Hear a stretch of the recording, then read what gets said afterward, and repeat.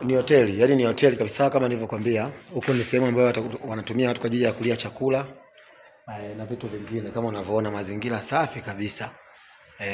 Beni Masauti hapa. Nahusika vizuri sana. Karibuni. Huko ni sehemu za kulia chakula, hivi viti vimewekwa special kabisa kama bar kabisa. Alafu hizi ni mita za umeme.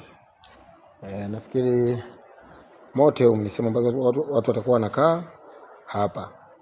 Unaona? Inapangishwa, tutazungumza bei mimi na wewe. Unaona?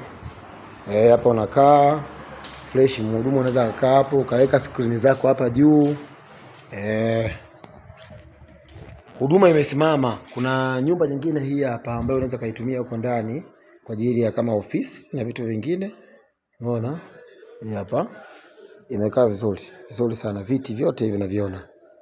Hapa inaweza kuwa kama sehemu ya akaunti ya mtu akakaa hapa ndani kaendelea kuhudumia watu. Karibuni. Kitu kimekaa vizuri kabisa. Beni Masauti nipo hapa. Na kuletea moja kwa moja nikiwa nimevaa leo full combat. Niko na full package kabisa ya Yanga Afrika. Kwa hiyo unapewa hili eneo, unapewa sehemu ambayo ni bar.